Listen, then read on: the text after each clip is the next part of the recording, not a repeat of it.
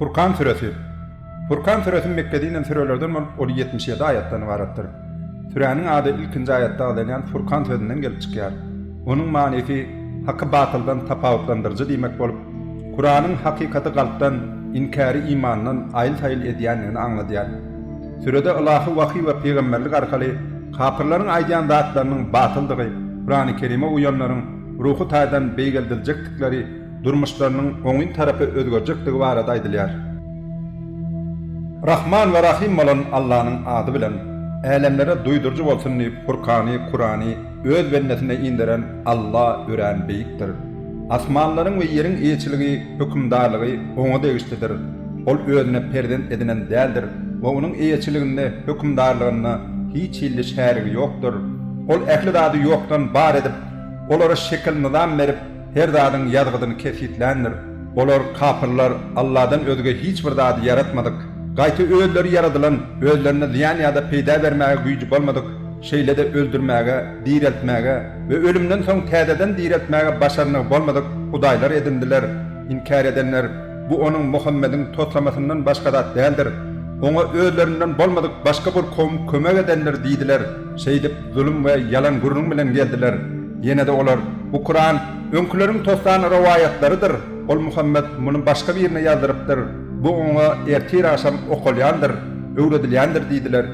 Sen hem ait onu asmanlardaki ve yerdeki giydiğin zatları bilen Allah indirdi. Taqiq ol bağışlayıcıdır, rahim şefaatlidir.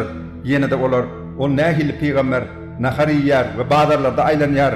Ona bir perişteyi verilip onun yanında duydurucu olsa di, ya da ona bir hazine verilse di, ya da mivelerinden yeriyal bir bakçası olsa di, deydiler. Şeyle hem zalimler sizdine cadalanan adama eğriyersiniz deydiler. Gör olar sen mağarada nehil misallar getirdiler. Şeydip hem yoldan çıktılar. İnni olar doğru yol tap bilmediler. İstese senin için bundan oların aycan bakçasından has hayırlısını aşağından deryalarak yan cennetleri döretecek ve senin için köşkler yaratacak Allah ören beyiktir. Olar kıyameti hem yalan hatapladılar. Biz hem kıyameti yalan hataplanlara alavlı odu tayarlap koyduk. Olar uzaktan doğudahu görenlerinde olar onun qaharla hınransını ve çaltık bilen qaynap demurşunu esderler. Olar boyunturak dakaglı yağdayda doğudahın dar bir yerine oklananlarına şol yerde ölümü çağırarlar. Olara bugün siz bir gedek yok bolmağı ölümü islemen, eysem köp gedek yok bolmağı ölümü isleyen deyler. Sen olara bu has hayırlı mı ya da takva kişilere vaada verilen ebedi cennet hayırlı mı? Bu olar için bir silahdır ve meskendir deyip ait. Ol yerde olara göğünlerinin isleyen zatları vardır. Olar ol yerde ebedi olurlar. Bu perverdigarın beren vaadasıdır.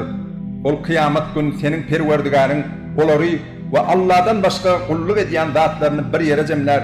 Son hem olara şu kullarımı siz yoldan çıkardınız mı ya da oların ölleri yoldan çıktılar mı diyer. Şonla olar sen ehli zattan peksin. Senden başka dostlar, hostarlar edinmek bir de yaraşmaz. Yönesen olara ve ata-babalarına bir meçver nığmat mümkünçilik verdin. Son hem olar seni yatlamağı unuttular. Şeydip olar helakçiliğe layık kovum oldular diyerler. Onunla olara yüzlenilip yine sizin ibadet ediyen zatlarınız, sizin aydiyan zatlarınız da sizi yalancı edip koydular. Indi siz azamınızı, iyiliğinizi öğürüp bilmersiniz, kömek himayet hem alıp bilmersiniz. Eğer hakikat beyan edilenden son içinizden biri Allah şerif koşup zulüm edeyse ona ulu azap dağdırar değildi. Senin önkü iyi veren peygamberlerimiz hem tağım iyi yardılar, bazılarda hem aylan yardılar. Biz sizi birbirinize sine edip koyduk. Göreli bakali sabır ediyer mi kanız? Senin perverdigarın ehli dadı görüyendir. Bize kovuşmağı ümit etmeyenler bize bir perişte iyi verilsedi ya da perverdigarımızı görsedik deydiler. Olar şeydip öz yanlarından ulumsıradılar ve ören azdılar. Oların perişteleri görecek günlerini yatlan. Şol gününe günahkarları hiç illi hoş haber olmaz ve perişteler olara size hoş haber esitmek qadağandır diyerler. Biz oların kapırların işten her bir amalını serpilen todunu döndürür. Yani hakkı kabul etmedik adamın yaxşılıkları yele soğurlar. Olgun cennetilerin qalacak yerleri has hayırlıdır ve din calacak yerleri in goğu yerdir. Olgun asman bulutlar bilen yarlar ve perişteler topar topar olup inderler. Olgun hakiki hükümdarlık Rahman'a Allah deviştedir ve kapırlar için ören ağır günmalar. Olgun zulüm eden öz barmaklarını dişler käşke peýgamberin ýoluna girsedim, maňa haýp bolsun, käşke plan kişiler dost edilmesedim. Maňa ýatlatma Kur'an geleninden soň ol Allah'dan özgü tutulan dostlar meni mundan daşlaşdyrdy. Şeytan insany ýarpy ýoluna taşlap maskara eder diýer. Peýgamber bolsa, ey Perwerdigarim, taýip meniň kowmum bu Kur'any hökümleri bilen amal edilmän taşlanan bir kitap hökmüne goýdular diýer.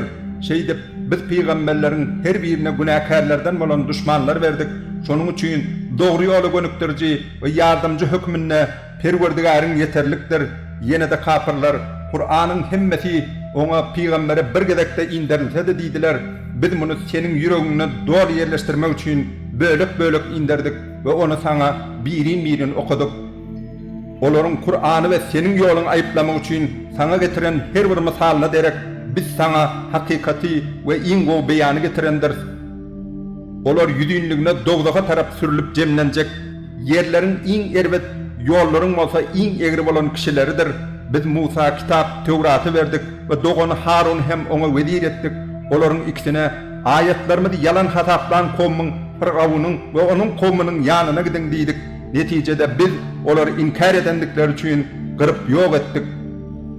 Nuhun kowm hem peýgamberler yalan hataplanlaryna olary gark etdik we olar insanlar üçin ibret edip goýduk. Biz zalimlara jebir jepal azap taýin etdik. Ad, Semud we Res kowmyny we bularyň arasyndaky bir näçe nesilleri hem inkar edendikleri derarly helak etdik. Olaryň hemmesine misallar getirdik. Bizim kendi nesihatlarymyzy kabul etmändiklerinden soň hemmesini hem gyryp ýok etdik. Olar Kur'any inkar edenler, söwda üçin Şama tarap sapar edenlerine felaket ýaşy ýagdarylan şol owanyň üstünden ötendirler.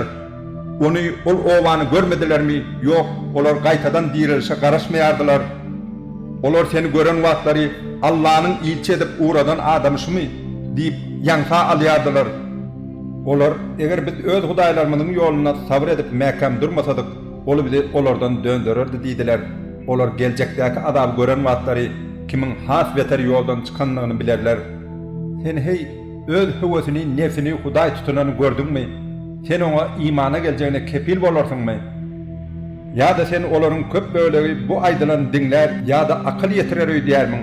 Ýok, beýle däl. Olar haýwanlar ýalydyr, hatda olardan hem has beterdirler. Sen Perwerdigariň kölegän nähili udadýandygyny sin etmediňmi?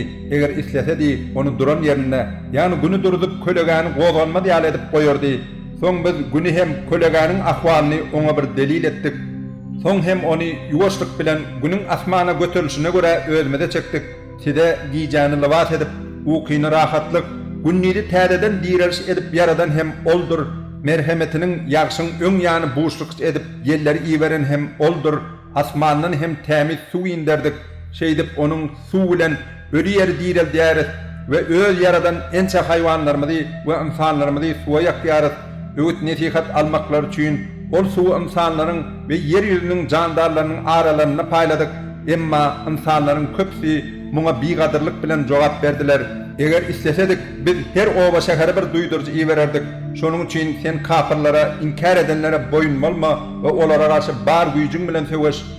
Biri tüýji we gandyrjy, beýlekisi bolsa duzly we turşy bolan iki deňdi bir-birine tarap sürüp, aralaryna bir-birine gatışmaz ýaly bir perde dik suw gatlagyny we bewet goýan hem oldur.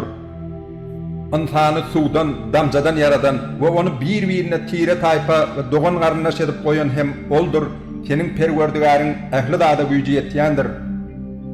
Olar inkarçylar Allah'dan özgü özlerini hiç bir peýda ýa-da diýan berip bilmeýän zatlara ibadet edýärler. Kafir öz Perwerdigarına garşy durup şeytana arka çykýandyr. Biz seni iman getirip ýaxşy işleri edenlere cenneti boşlaýjy we inkar edenlere beriljek azaby duýdurjy edip iýberdik. Sen olara men seniň Perwerdigaryňyza etýän ýola düşmeňizi isleýärin.